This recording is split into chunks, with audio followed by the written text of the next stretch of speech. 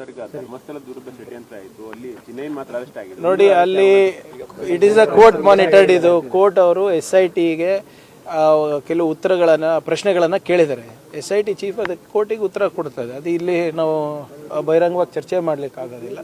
ಅದು ಕೋರ್ಟಿಗೆ ಉತ್ತರ ಕೊಟ್ಟಾದ್ಮೇಲೆ ತಮ್ಗೆ ತಿಳಿಸ್ತೀನಿ. ಅರ್ಜಿಯಲ್ಲಿ ಕೂಡ ಈಗ ಷಡ್ಯಂತ್ರ ನಡೆದಿರೋದಕ್ಕೆ ಬೇರೆ ಬೇರೆ ಭಾಗದಿಂದ ದುಡ್ಡು ಬಂದಿದೆ. ಕೆಲವರು ಈಗ 200 ನೋಡಿ, ಅದು ಮಾಧ್ಯಮದಲ್ಲಿರ್ಬೋದು, ಕೋರ್ಟ್ನಲ್ಲಿ ಸಬ್ಮಿಟ್ ಮಾಡಿದ್ದಾರೆ ಅಂತ ಹೇಳ್ತಾ ಇದ್ದಾರೆ. ಮಾಧ್ಯಮದಲ್ಲಿ ಕೂಡ ಪ್ರಕಟಣೆ ಆಗಿದೆ. It is not a small amount ಅಲ್ಲ. 200 crores ಅಂತ ಹೇಳ್ತಾ ಇದ್ದಾರೆ. ಅದು ಎಷ್ಟು ನಿಜಾನೋ ಎಷ್ಟು ಸುಳ್ಳೋ ಗೊತ್ತಿಲ್ಲ. ಆಮೇಲೆ ಅದೇ ವ್ಯಕ್ತಿ ತಾನೇ ಇವೆಲ್ಲನೂ ಹೇಳಿರೋದು. ಸೊ ಅವರು ಎಷ್ಟು ಸತ್ಯ ಹೇಳ್ತಾ ಇದ್ದಾರೆ, ಎಷ್ಟು ಸುಳ್ಳು ಹೇಳ್ತಾ ಇದ್ದಾರೆ ಅಂತ ಪರಿಶೀಲನೆ ಮಾಡಬೇಕಾಗತ್ತೆ. ಈ ಕೋರ್ಟ್ ಅವರು SIT ಚೀಫಿಗೆ ಉತ್ತರ ಕೊಡಕ್ಕೆ ಹೇಳಿದ್ದಾರೆ. ಅಲ್ಲಿ ಕೊಟ್ಟಾದ್ಮೇಲೆ ತಮ್ಮ ಮುಂದೆ ಬರ್ತೀವಿ. ಬಿಟ್ಕಾಯಿನ್ ED ಚಾರ್ಜ್ ಶೀಟ್ ಆಗಿದೆ.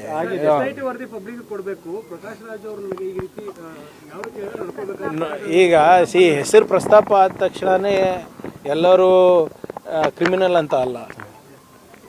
ಈಗ ಕೋರ್ಟ್ ಅವರು SIT ಚೀಫಿಗೆ ಕೇಳಿದಾರಲ್ವಾ, ಉತ್ತರ ಕೊಡ್ಲಿ. ಅವರು ಕೋರ್ಟಿಗೆ ಫಸ್ಟ್ ಉತ್ತರ ಕೊಡ್ಬೇಕು. ನಾವು ಮಾಧ್ಯಮದಲ್ಲಿ ಬಂದು ಚರ್ಚೆ ಮಾಡ್ಲಿಕ್ಕೆ ಆಗೋದಿಲ್ಲ. ಅದು ಇನ್ನೊಂದು, ಈ ಧರ್ಮಸ್ಥಳದ ಮೈಕ್ರೋ ಫೈನಾನ್ಸ್ ವಿಚಾರದಲ್ಲಿ ಲಾಸ್ಟ್ ಟೈಮ್ ಸರ್ಕಾರ ಒಂದು ಆಕ್ಟ್ ಕೂಡ ತಂದು ಕಾನೂನೆಲ್ಲ ಇದು ಮಾಡಿದ್ರು.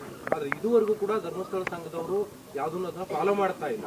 ಸೊ ಸರ್ಕಾರ ಏನ್ ಮಾಡುತ್ತೆ ಸರ್ ಈ ವಿಚಾರದಲ್ಲಿ? ಯಾಕಂದ್ರೆ ಅವ್ರ ಜೊತೆ ನೋಡಿ, NBFCs ಇರ್ಬೋದು ಅಥವಾ ಬೇರೆ ಸಂಘ ಸಂಸ್ಥೆಗಳಿರ್ಬೋದು, ಯಾರು ನಾನ್ ಬ್ಯಾಂಕಿಂಗ್ ಫೈನಾನ್ಷಿಯಲ್ ಇನ್ಸ್ಟಿಟ್ಯೂಷನ್ಸ್ ವ್ಯಾಪ್ತಿನಲ್ಲಿ ಬರ್ತಾರೆ.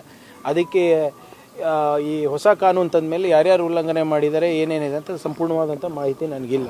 ಅದನ್ನು ಮುಂದಿನ ವಾರ ಇರ್ಬೋದು ಅಥವಾ ಒಂದು 10 ದಿನ ಆದಮೇಲೆ ಒಂದು ಸಪ್ರೇಟ್ ಮೀಟಿಂಗ್ ಮಾಡಿ ಅದನ್ನು ತಿಳಿಸ್ತೀನಿ.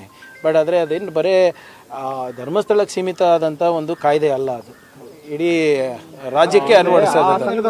ವಾಟ್ ಎವರ್ ಎಲ್ಲ ಯಾರೇ ಇದ್ರೂ ಕೂಡ ಇವರೇ ಒಂದು ಕಾಯ್ದೆ ತಂದ ಮೇಲೆ ಎಲ್ಲರೂ ಕೂಡ ಅನ್ವಯಿಸ್ತದೆ.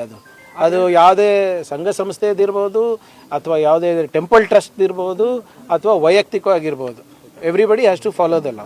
ಆದ್ರೆ ಧರ್ಮಸ್ಥಳ ಸಂಘದಲ್ಲಿ 106 ಕೋಟಿ ರೂಪಾಯಿ ಕ್ಯಾಶ್ ಟ್ರಾನ್ಸಾಕ್ಷನ್ ಆಗ್ತಾ ಇದೆ. ಯಾಕಂದ್ರೆ ಯಾರ ಹತ್ರನೂ ಅವರು ಆನ್ಲೈನ್ ಪೇಮೆಂಟ್ ತಗೊಳ್ತಾ ಇಲ್ಲ. ಇಲ್ಲ, ಅದೇ ಏನಿದ್ರು ಕೂಡ ಅದು ತನಿಖೆ ಮಾಡಬೇಕಲ್ಲ. ಯಾಕಂದರೆ ಕಂಪ್ಲೇಂಟ್ ಏನಿದೆ ಅಂತ ಅದು ಸಂಪೂರ್ಣ ಮಾಹಿತಿ ನನಗಿಲ್ಲ.